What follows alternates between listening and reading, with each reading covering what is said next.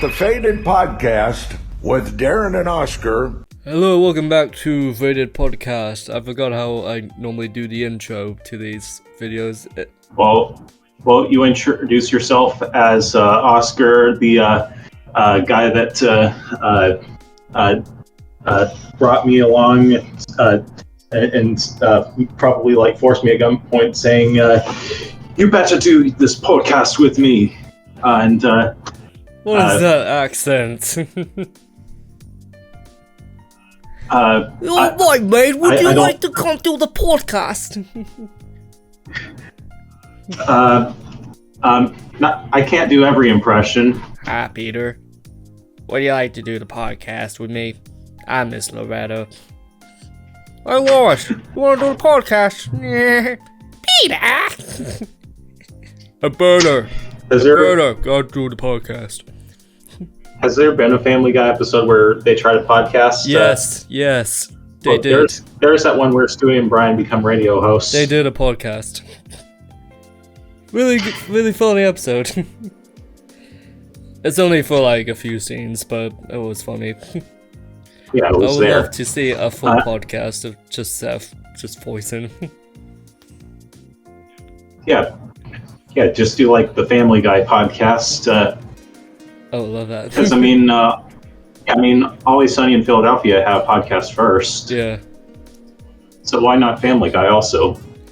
They have to do that. Anyways, if you guys notice, the footage that we are showing on the screen of a video game is the Spongebob movie footage, and this is different because it's footage that I recorded because I was really excited to do this podcast. This is your footage this specific one. For the first time. This is your gameplay footage. I would have done 2K or something. It's been something I decided to try out ever since I came back to social media earlier this year. You came back? Yeah, hopefully I can do something like this on my solo channel. Maybe if I'm talking about the video game. Yeah, I always want to go back to my main channel one day, but I don't know when, and I don't know what I'm gonna do. It'll probably be when you find the motivation for something. Yeah. To be fair, I never left because, I'm on this channel, so I just don't know what to do yet. Yeah, it's what we're doing to keep our internet status alive. Yeah. So. And a lot has happened. A lot. We're doing the 3 Spongebob movies. The perfect trilogy, better than Star Wars, Indiana Jones. Any trilogy better than Marvel. Better than John Wick. What about the Cinderella trilogy? No. Lion King. Actually, no. Yeah. They're better. Lion King, best trilogy ever. Well, I should probably see the second one eventually. Yeah, it's okay. So, but I guess we have to do this in order. So, first one all the way to the most recent one. And there's only 3. For now. Yeah, we'll have to update it once there's a 4th one, but that won't be for a while. Yeah. No doubt they'll make another one. But SpongeBob needs no introduction. You grew up with it. We grew up with it. We all had childhood memories of it. Now, I do have a big childhood memory of the movie. It was a big hype for me. It was me and my cousins who live in Arizona. I flew over there as a kid. We were just raving it. We had that Joy-Con SpongeBob game, the one with the face and nose. You know what? You mean the plug and play that you have around? That one, and I still have that. I'm surprised it hasn't deteriorated. And we go to Target. That was my first time going to a Target as a kid. And you probably saw it on the channel for those who subscribed. My massive Patrick plushie toy. And I still have that. I put it in my videos. Best character ever of SpongeBob. And then we would stay up late, watch the movie, and he also got the CD with the soundtrack to it, and that got me into the bands that were on the album: The Shins, Flaming Lips, Ween, to name a few, and they're still banging to this day. So yeah, that's my experience with the first movie. Steven Hillenburg has good taste in music. He does. We all know Ween from Ocean Man. And the SpongeBob tying his shoes song. Yeah. So did you have any memories of the first movie? Yeah. I think it started in about 2007 when I found a copy of the PC game based off of the movie at Micro Center, Yeah. which is a chain of electronic stores around Texas. Oh. And I had my dad get me the SpongeBob movie game, and it was back when all the PC games were point and click adventures. Those ones, yeah. Which starred with Employee of the Month, and it's more of the same, but it's not like it was a bad thing. In fact, there was more to enjoy with this one because it was a longer game, and that got me aware of what the movie is about. And while after, I ended up renting the movie from Blockbuster one night when my sister was gone for a sleepover with her friends, and I watched the movie, and it was definitely one of the heights of SpongeBob SquarePants, I admit. Were you already a fan of SpongeBob before that, or? Yeah, I think I'd say around since season 4 was going on. Yeah, so you were already familiar with it. Yeah. And yeah, it was, before the bottom of the barrel in terms of quality. Yeah, the downfall. Yeah, and back when season 6 was considered to be the biggest atrocity to the brand. Yeah. If only we knew how lucky we were back then. We were lucky. At least there's some. And spoiler alert, I might end up ranting about Camp Coral later on. Please go off on that. when it's relevant, of course. What's better, that one or the Patrick one? I've not watched the Patrick one, but I'm probably going to assume the Patrick one's better because it's about Patrick. Yeah. You go. Who lives like a barnacle under the sea. Patrick, sea star. The movie is just it really feels like a big offense, a big movie. Like the quality of the animation from that is really well done for a Nickelodeon movie, of course, because we had the Disney movies back then, but Nickelodeon have never been on that same level, or hasn't been that popular. Well, besides the Rugrats movies. Yeah, because they had Rugrats, they were fine. Wild Thornberrys, I think they had one, and that collab with them and Rugrats. That was a surprise collab. Yeah, yeah, I think the SpongeBob movie was around the time that Nickelodeon was slowly phasing out the Rugrats and all the other classic Supo shows. Yeah. And there's just something about it. It's just so happy. The music. I already talked about the music, but come on, it's the best day ever. That slaps. And Tom Kenny himself, he can sing. And not to mention, Kenny can write all the music. Yeah. He wrote a good amount of music for not only the movie, but the show in general. It still gives you that underwater feel. Like, it starts off with those live-action pirates. They're just geeking out about, oh, they got tickets to the SpongeBob movie. And they just sailed all the way to the movie theaters, just cheering, throwing popcorn, and they're watching along with us. So that's a pretty cool thing. Yeah, I mean, I remember when I first watched the movie back in '07, I was definitely confused about starring in live action with all these pirates. What does this have to do with SpongeBob? I had that same And then reaction. it turns out that they're just SpongeBob fans, and they uncovered some tickets to watch the movie with us. I had that same reaction. I thought it was Pirates of the Caribbean. So then And not to mention they got to all sing the SpongeBob song as they were headed to the movie theater.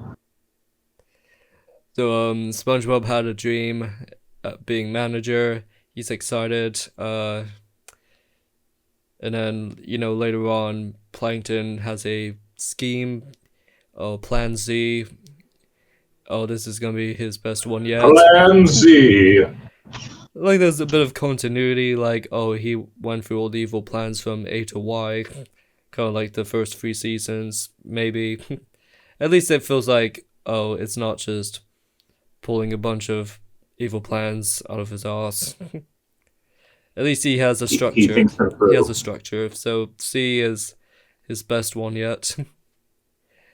A very methodical. It's the best plan ever. A very formulaic, complicated plan, but it worked. So he wants to kidnap Neptune's crown, frame it on Mr. Krabs. He gets frozen, and then it's up to SpongeBob to find the crown, just so Plankton can get the Krabby Patty formula.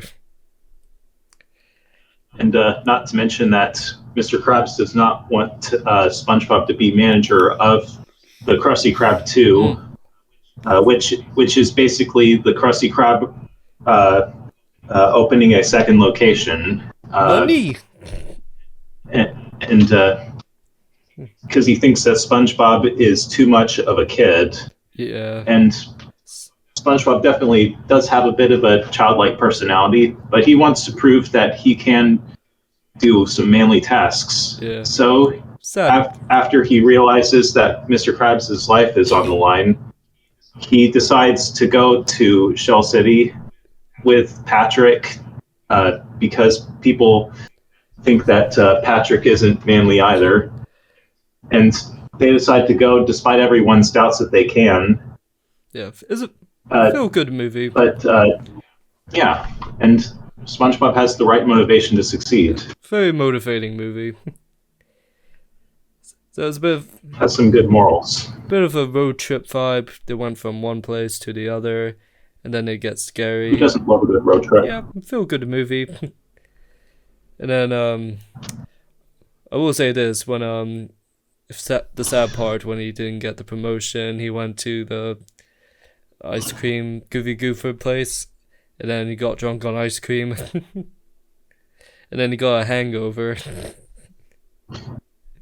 That was funny. That's honestly a pretty ballsy reference for Nickelodeon to do, considering that they are a network that targets towards kids. Yeah. Well, I didn't get that as a kid. Yeah, I just thought that SpongeBob just got very tired. Waiter!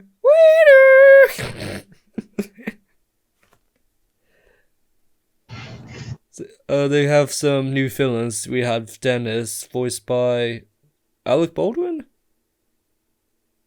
I think it was him. It was Alec Baldwin, and before you guys ask in the comments, yes, we are aware of the elephant in the room about Alec Baldwin, but now is not the time or place to discuss it. We didn't bring it up in the Thomas review, so just chill, guys. So, he was funny. He's a vicious, cold-blooded predator, Dennis. Just showing that name is just funny. And not to mention, he is pretty scary. He is. I wish he would come back and all that. Let's see what else. Yeah, considering they're bringing everyone back now. Yeah. They had a King Neptune makeover. He's completely different now. Don't know I don't know why. Maybe like the It's, show Neptune isn't that good looking. Maybe they just need a bold version. Well, this is a movie. They're trying to go bold with everything, and this Neptune is going bald, bald, bald, bald. My eyes. And it's clear that he just wants his crown back to cover his bald spot. Yeah. No, he's finning. Yeah, I'm finning too, dude. So I say. Well, King Neptune just needs to get a mustache, and then he'll get to look like Carl. So Squidward didn't have a big role in the movie, unlike the others. He's just went to Plankton and be like, "Oh, I'll tell on you," and then he gets mind controlled. So he didn't have a big role in this movie, sadly. Mr. Krabs had more maybe screen time. Maybe he should have told King Neptune about Plankton's plan before confronting Plankton. Yeah, even Sandy did nothing. Oh well. Well, there was actually a deleted scene where Sandy's on her own side quest on the land. Yeah. And it unfortunately never made it into the movie because clearly they didn't have any room for that, and it probably would have taken you out of the movie. Yeah. It's a SpongeBob Patrick movie. They actually would have had Sandy as a live action squirrel. Yeah. On the beach. Well, not exactly live action, but realistic looking. Yeah. When they're on the surface. I'll tell you who is live action though. David Hasselhoff. Hooray! Guy from Baywatch. I did not know who he was, but when he appeared, I'm like, And then he started moving his chest around. Started swimming. And then just exploded his chest. Sent SpongeBob and Patrick back to the Krusty Krab 2 to save Mr. Krabs. It's old season humor. It's just anything random. I like that. It's what they were good at. They're good at that. But when they were getting to Shell City, they did the song Now That We're Men. Mindy gave them motivation. Kind of lied, putting seaweed on their face, looking like mustaches. Sang a good song. I'm sure every kid made a seaweed mustache after seeing the movie. And not to mention, we should have had the Now That We're Men song play at our graduation. But then again, it probably would have felt too silly because it was a pretty serious day for us. Yeah. We were probably singing it in our heads, though. Yeah. Let's see, they get kidnapped by the Cyclops. It's a big scuba diver dude. Which is it's funny because it's big dude. And he doesn't speak at all. He's just... And he never takes his helmet off. Takes him to the Shell City shop. They die! They die for a little bit. That scene still makes me tear up every time. The last words. The pirates were like, "That's the end of SpongeBob." And the parrot was like, "Shut up and look at the screen." It be the tears of the goofy goobers. I mean, just that whole scene alone, they were giving up on hope, thinking they never made it, they failed, and then they realized they're in Shell City. And they were dying happy about it, that they made it. And the last words were singing the song, and then they died. That is a beautiful scene right there. Not bad for a couple of goofballs. Yeah. If you haven't cried to that, you're a bitch.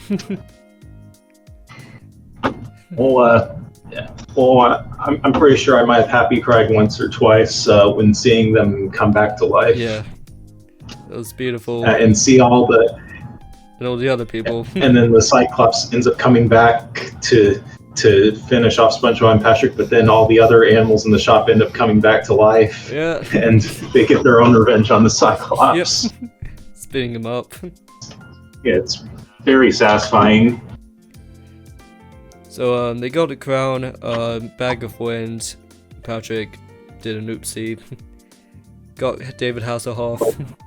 Dennis. Yeah, luckily Hasselhoff was there to save the day. So where's your boat? Boat! But then Dennis came back. Good on Dennis. Don't know how he got there, but he made it. And he's so menacing that that SpongeBob and Patrick need like an obstacle to be in the way for them to defeat Dennis. Yeah. Yeah, you know that a villain is menacing when the heroes don't exactly defeat him themselves. It almost kind of reminds me of the of that one fight in Raiders of the Lost Ark where that one muscular Nazi was beating up Indiana Jones, and Indy had to like duck as the Nazi got chopped up by a propeller. Yeah, same style. Yeah, where for both of those scenes, the muscular bad guy was so distracted on beating up the heroes that he didn't that as Liam Neeson in Batman Begins said, you didn't mind your surroundings. So Dennis got knocked by the boat thing. They made it in time, but Plankton's not done yet. He had one trick left up his sleeve, and that was to give King Neptune a bucket helmet. Yeah. But Plankton says he's a genius, but SpongeBob's a kid. But SpongeBob owned up to it, saying, yeah, I'm a kid, but I did all these things. I've came so far, got the crown, came back, blah blah blah. And then motivating speech later, he said, I'm a Goofy Goober, did the song, super badass, zapped all the helmets, amazing moment. I mean, you can say it just came out of nowhere, but I would argue the fact that maybe it's SpongeBob unlocking his true potential. That was his final form. And that accepting the fact that he doesn't need to change. Which is good for the kids to listen to. You don't need to change who you are. Yeah, and it was a perfectly fun parody song of Twisted Sister's I Wanna Rock. Yeah. Goofy, goodbye, rock. Put your toys away. Well, I gotta say is no way. No freaking way.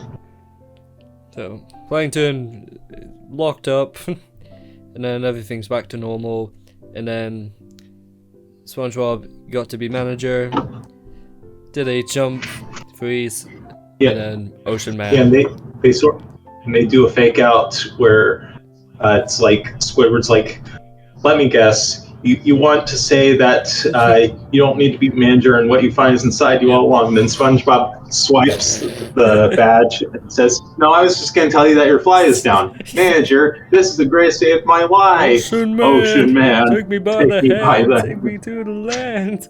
Don't you understand? Good movie. But then towards the very ending, like after credits, and then you get the pirates again, they were still sitting in the chair, and then they got kicked out. Yeah, where a person that was sweeping the floors was saying, you folks have to leave. Okay.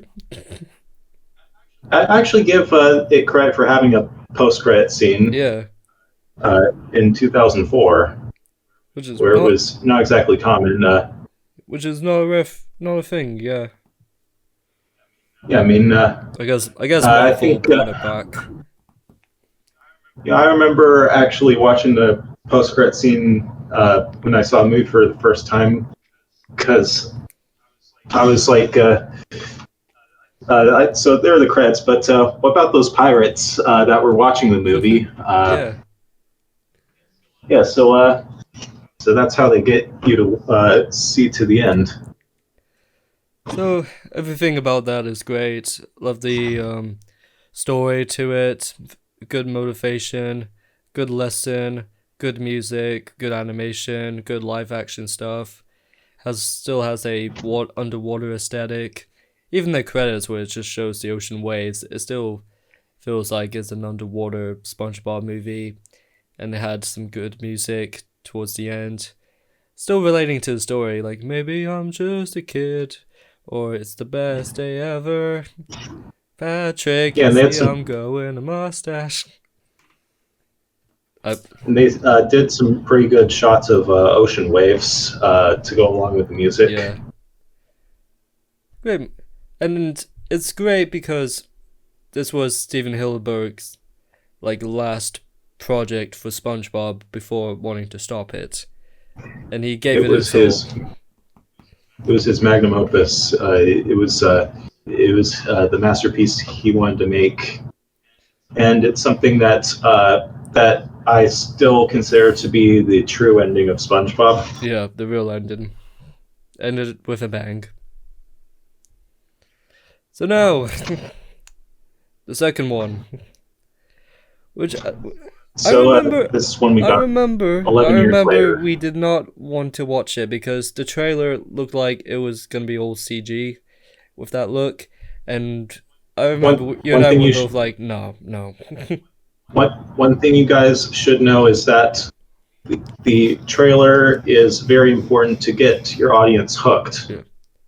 It was very misleading because they only showed the last 20 minutes when they're CG, and they were basically saying, "Oh, that's the whole movie." That's when we're like, "Fuck no." I remember A bad trailer can affect who sees the movie. So I did not watch it until years afterwards. I just put it on. I'm like, oh, yeah, not bad. That was fun. I don't know if if only they advertised more of the 2D animation. I don't know if Hillenburg was also a part of it or did a little bit of it. Maybe executive produced it. He might have produced it because it's still a United Plankton Pictures production. Yeah. And that's Hillenburg's production company. Yeah. So there's some similarities. So this one is another pirate, live action, talking about the SpongeBob story. And he's played by Antonio Banderas. So that's a beaut. That's a beauty to see. And then this one is about. Just searched it up. Stephen Hillenburg co-wrote the story with Paul Tibbitt. Okay, good. And one thing that should be mentioned that this was Paul Tibbitt's last SpongeBob project before leaving the series. Oh, well, he did a good job. Yeah, he did his part filling in for Hillenburg. Start off with some action. So Plankton tried to steal the formula, but he failed in this funny, over-the-top war scene, but with condiments and burgers and planes. It was funny. A lot of good twists and tricks. Yep. Done by both sides. But then forgot what happened. Like he disappeared or something. Well, Plankton was eventually able to sneak his way into the room with the formula, but then the formula disappears. Yeah. And then that's when he accused Plankton and all that. Yeah, Mr. Krabs accuses Plankton, but SpongeBob, having seen the formula disappear on its own, tries to tell Mr. Krabs that Plankton is innocent. Yep. However, Mr. Krabs doesn't exactly buy it and tortures Plankton by making SpongeBob laugh. Yep. And that's when all hell breaks loose. They don't have the formula, and then there's an apocalypse because of it, in a Mad Max way. And then only SpongeBob and Plankton knows what happened and go out to figure it out. So it's a SpongeBob Plankton movie. Yeah, it's kind of the opposite plot in terms of Plankton's role and how it clashes with SpongeBob's role. Yeah. Where they were against each other in the first movie, and now in the second movie they're teaming up. Yeah. I love Plankton. I've always loved him. But didn't think he'll be Yeah. a big part in the movie. Well, I respect the writers for not just trying to do another plain and stealing the formula and putting some sort of twist to it. Yeah. So they built a time machine. They went to the future, met a talking dolphin who is watching planets. But the second he went to go to a toilet break, SpongeBob and Plankton were taking cover, and then the planets collided. What are the odds?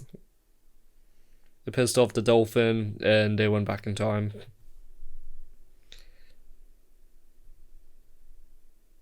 And the time travel part's pretty cool.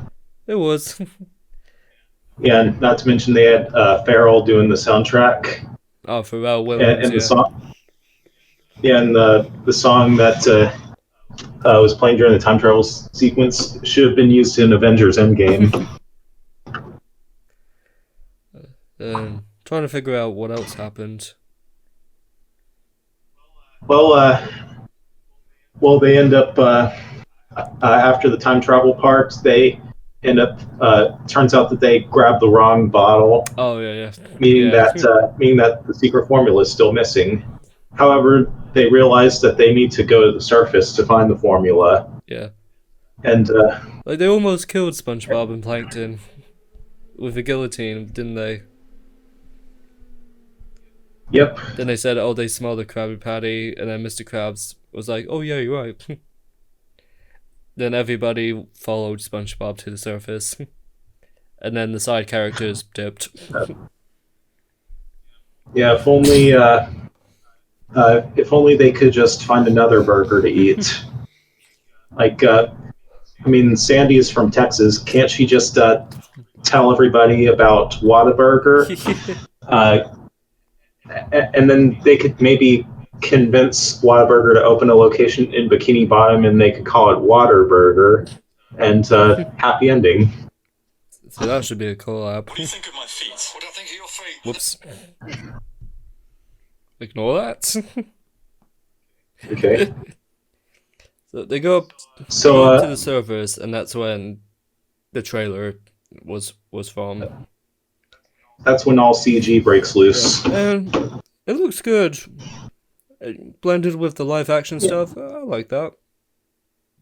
Looks clean. I mean, honestly, the CG stuff is on screen as only as long as it needs to be. Yeah. If it was the whole movie, I would not watch it, but it was Yeah, cute. be like all those other movies where they try to go to the real world. So they went to the pirate. The formula was gone because he wrote it out just so he can have it. Just so he can open up his own food truck, which is a pretty funny twist. Yeah, where the narrator is the villain. Because he was writing the story and he can erase anything or add anything, so that's what he did. That's how it happened. Yeah, I think the only other movie where the narrator was also a villain in the movie was Matilda, because Danny DeVito was the narrator and Matilda's abusive father. Yeah, Matilda. But the narration didn't impact the movie in any way. It did in the Spongebob water, because because Burger Beard, which is the pirate's name, was trying to end the story throughout the movie. Yeah, he did. And the seagulls were like, no, it can't be the end of the story yet. SpongeBob has to get the formula back. So you can tell there was probably something suspicious he was doing. Yeah. It would be nice if the trailer didn't spoil that he was a villain. Yeah. Again, trailers matter.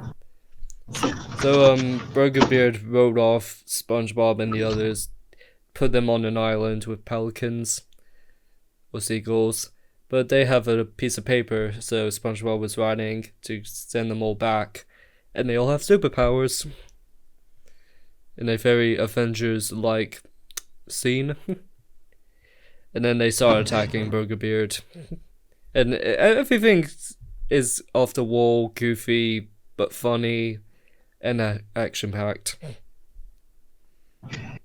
It's fun. Yeah, not to mention that all the superpowers are appropriate for each character. Like with SpongeBob having bubble powers, Yeah. and then Patrick has ice cream powers, and then Sandy. it starts to look like, and then SpongeBob's like, maybe we should have had a better superpower for you, and then eventually Patrick uses the ice cream to attack Burger Beard, and SpongeBob, it's like, I'm sorry I doubted your powers, Patrick.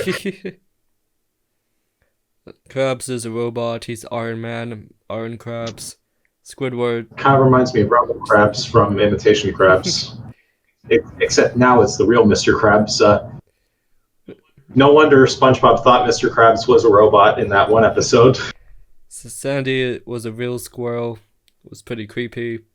Yeah, actually, it's actually kind of funny because the Sponge Out of Water came out the same year as the 2015 Squirrel Girl series. Oh. Or was it 2016? I think 2015. Sandy needs to be. I think 2015. Sandy needs to be in the MCU. I think it's 2015. Yeah, 2015 Squirrel Girl series. So I don't know.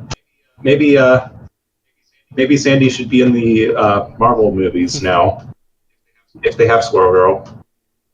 I don't know if Marvel would do that. Maybe they could just have Carolyn Lawrence voice one of the squirrels. So they big fight, big win. Plankton turned good, kind of. Well, temporarily. So he says. Because it seems that Burger Beard has the upper hand, but then Plankton comes to help, and he uses the pages of the book to become Plankton. Yep. Big Hulk. And he ends up making Burger Beard give up the formula. Yeah. And he lets SpongeBob and friends have the formula, and so he could try another day to get it himself. Yeah. So that was good. Everything's back to normal.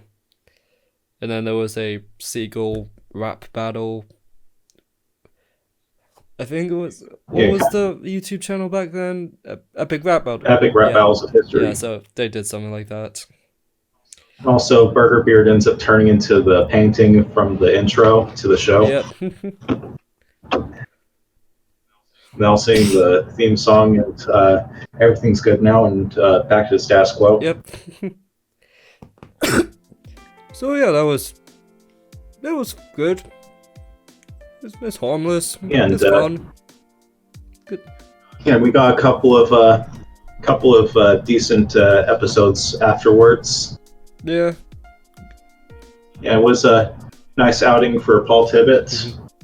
Good job, Paul. He probably, honestly, Tibbett left SpongeBob with his best work on the series. Good man. Yeah, I think people are too hard on him. Yeah. Respect him. Well, he's just doing his job. Yeah, I mean, people need to pay the bill somehow. Yeah. It wouldn't be his fault. It would just be, I don't know, business people telling him how he should do it. Yeah, it's, not everybody has creative control. So remember that. Yeah. Hopefully he's doing well. So second movie, pretty good. Yeah, another great movie. Wouldn't say it's as. I wouldn't say it's as. It's probably not a masterpiece like the first one, but it's still a good movie. Yeah, something you can watch. But on the third movie, I think that's the most controversial out of all of them. That's the one that gets more mixed reviews from the stuff I saw. So they aired it first in the UK before America. I have no idea why, but we were able to watch it probably a year. It got canceled in America from theaters due to COVID. Yeah. So I already told you about it, like, oh, no, not bad, it's alright, but, you know, sitting through it and then looking back at it, I'm like, yeah, I mean, it really feels corporate. Yeah. I mean, it's in a way, it's showing the direction of where the series is going. Yeah. So this is the movie without Steven Hillenburg being a part of it, and it kind of shows with all the business decisions Nickelodeon did, like, oh, we're gonna do all of this stuff that we want to do, even though Steven Hillenburg doesn't want that, but since he died, we'll do all of that now. I'm starting to feel like the pirates in the first movie where it's the end of SpongeBob. So we had like a little spoonful of the CG in the second movie, which is enough to satisfy us. Now this movie, this is completely CG, and it still looks good though. It's a good aesthetic to it, you know. It's like clay in a way. There's a little cute vibe to it. It's honestly a shame that couldn't be 2D. Yeah.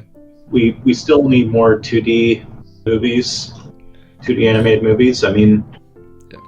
If I have to compare these to the other movies, it's a lot more annoying from the way SpongeBob acts now. Like SpongeBob, you know, is annoying, always has been, but it's not always annoying, like not 90% of the time. Like the first movie, SpongeBob is in the shower with Squidward and he scared him. Like that's annoying, but that's funny. It's in a funny way. But what does SpongeBob do? Good morning, Patrick. Good morning, SpongeBob. Good morning, Patrick. Like that's not funny. That's just annoying. That's how that's how Nickelodeon thinks SpongeBob needs to be, yeah. And are forcing the writers to write him like that. Yeah. It's starting to feel a lot more corporate. It is. It's not like it's meh. And we all know the big reason why nobody liked it, and we'll get to that later on. Yeah. What's the story? When it comes up. So, what is the story? We all know, because it was from an episode, and they made it into a movie. Yeah, this is a Gary movie. Gary, now I know I was wrong. I messed up, and now you're gone. I'm gonna give the movie this. They at least managed to have the Gary Come Home song in with Kelpie G doing an acoustic version on a clarinet. At least they were aware of that. I mean, it's subtle enough. Yeah. So it's another road trip movie. So Plankton has a plan to another SpongeBob and Patrick road trip movie. Just makes us wish we were watching the first one instead. So Plankton read a letter from another King Poseidon this time. That he has his Greek name this time. So he wants nails for his facial stuff so he can exfoliate his face. Sends the paper out around town. Plankton saw that and he was like, "Oh, I'll kidnap Gary and all that," and then had some other plans, rule the world or something, or get the formula. I can't remember. Was that all you wanted to do? Just kidnap Gary? Yes, I guess so. SpongeBob would leave town, and it would make him easy. It would make it an easy job for Plankton to steal the formula. You see, that would have been fine if we actually saw that, but everything was off screen. And they probably didn't have Plankton steal the formula because then it would be a complete rehash of the first movie. Yeah. So we're just supposed to see that Plankton did all that, but we didn't see it. It was like, oh, Plankton just kidnapped Gary and all that. So that's it. Like, we did not see that. No. You know the first movie, how he went step by step with the plans. And we saw him get the crown. We saw him call up Mr. Krabs. And then he walked into Mr. Krabs, grabbed the formula. Then he got the helmet stuff. he had a complicated but step-by-step plan that we saw what he was doing. This movie? No, it's just off screen. He did it. He got a robot to take them, SpongeBob and Patrick, out of town. So, yeah. Bad movie. And they go to different locations around. Yeah. And their trip consists of celebrity cameos like Snoop Dogg and Keanu Reeves. Yeah. So Keanu Weaves. Yeah, he is a weave. Reeves is a weaves. He's a sage, giving them guidance. It's random, but Keanu Reeves, he's funny. Can't hate on him. Talking about how to get there. They had a dream. They're in the Western Saloon area. I forgot the actor's name, but he was the scary guy. But he. Yeah, I think I forgot. Santiago. I also forgot. Just goes to show how much our attention was with this movie. But then Snoop Dogg came in with a rap, kind of like he was doing a Uber Eats commercial. And then he was like, "Yo, SpongeBob, I got a dip cuz you could be real G." And that was it. And then they wake up. I was like, what's the point of that? And then... I definitely didn't drink enough Twisted Tea for this. And then... Did they went anywhere else? I can't remember. Or did they just already went to the city? I think maybe not, but the point is they eventually went to the city where Gary was being held by Poseidon. Yeah. And it's in the style of Las Vegas. Yeah. And then had a Live a FIFA Loca moment. They were just having casino stuff. They were just gambling, and having fun. Yeah, and there were already Las Vegas parts and stories with Greek gods, like when Percy Jackson went to Las Vegas. I'm talking about in the books and not the movies. The same style was the same thing, wasn't it?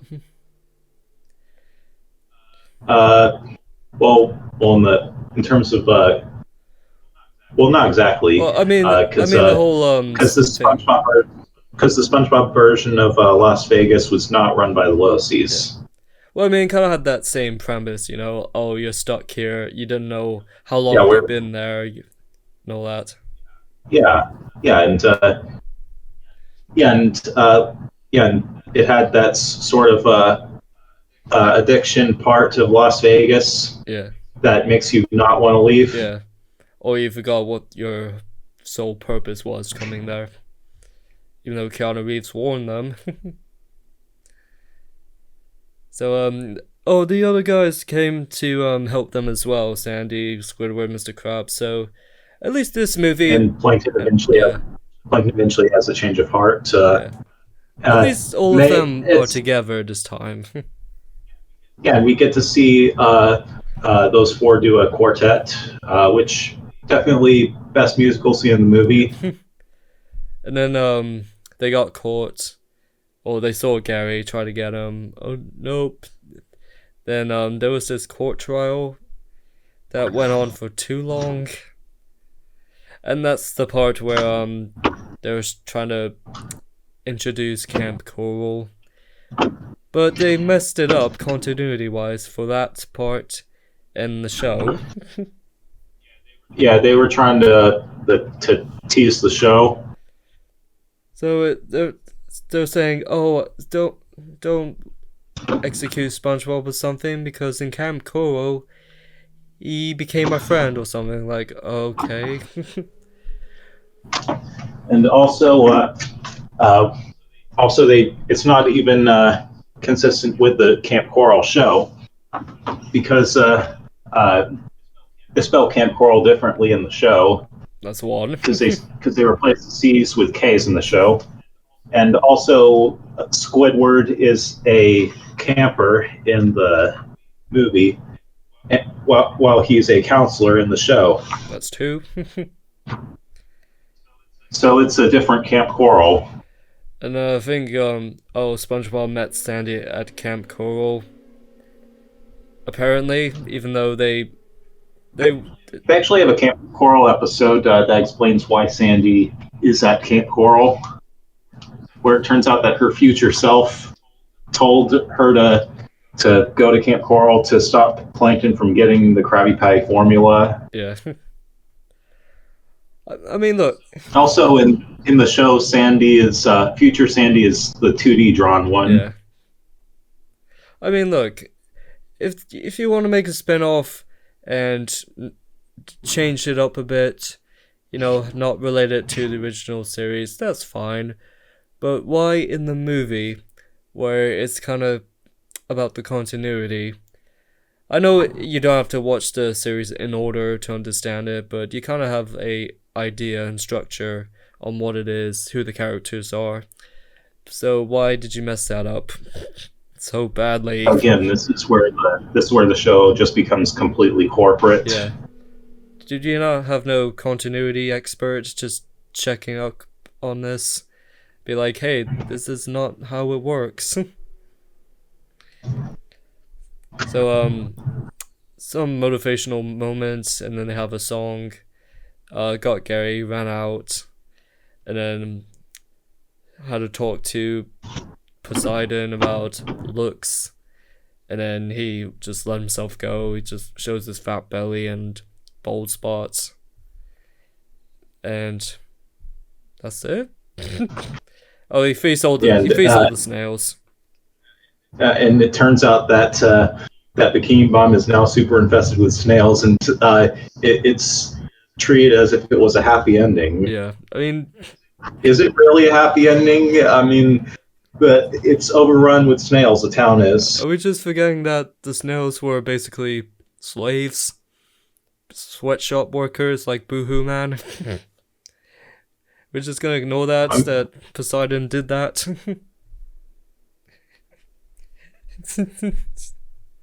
And then, yeah, everything's fine now. So, also, they used the Weezer cover of "Take on Me."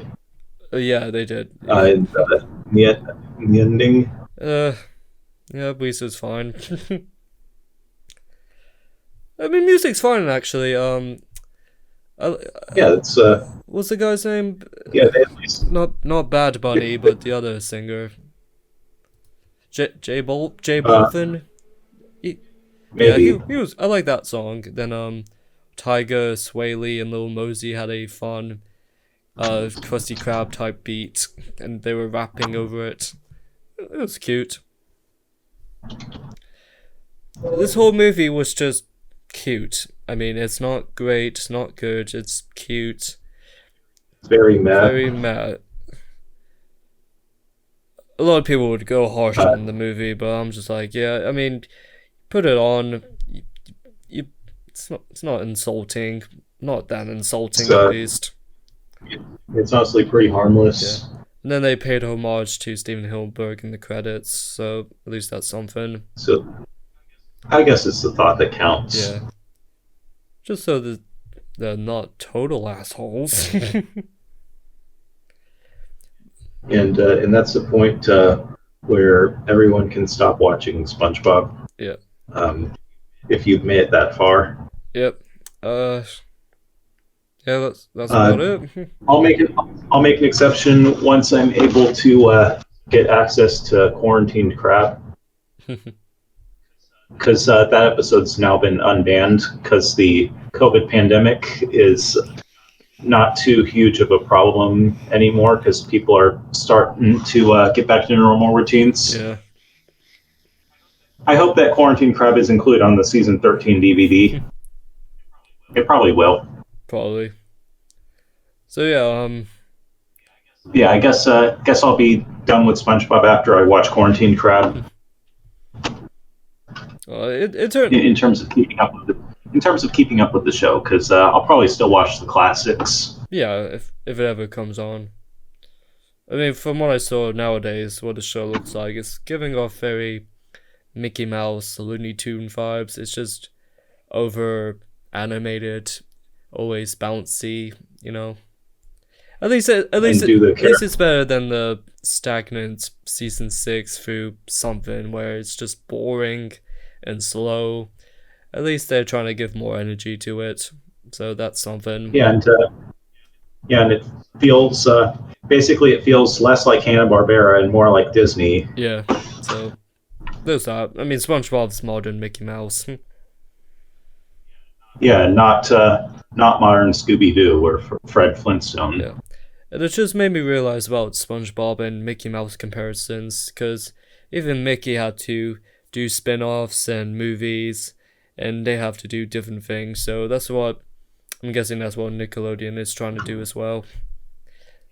Yeah, except that Walt Disney was less reluctant to do Mickey Mouse spin-offs and shows. Yeah.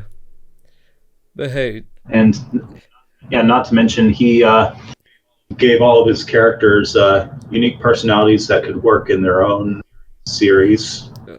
But Disney got DuckTales, they got the Goofy movies, Three Musketeers, but just a good amount of stuff you'll be satisfied with. I don't think you can do that with SpongeBob. It's not on the same level like that.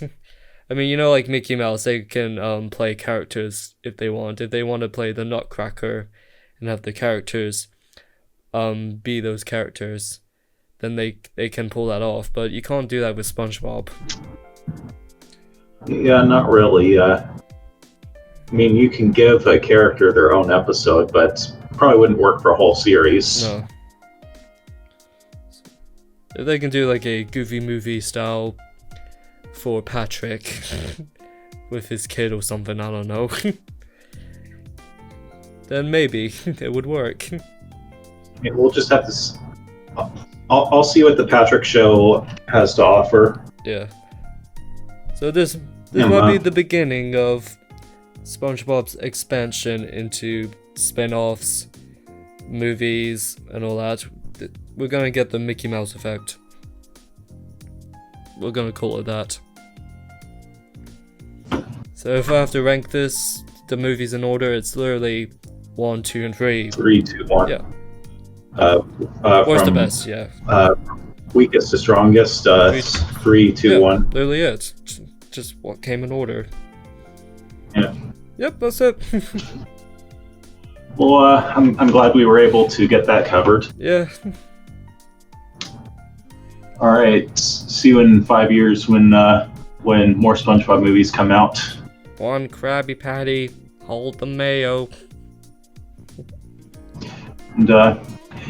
And now we have to get back to some stuff we're actually interested in watching. I finished Atlanta season 3. There's that.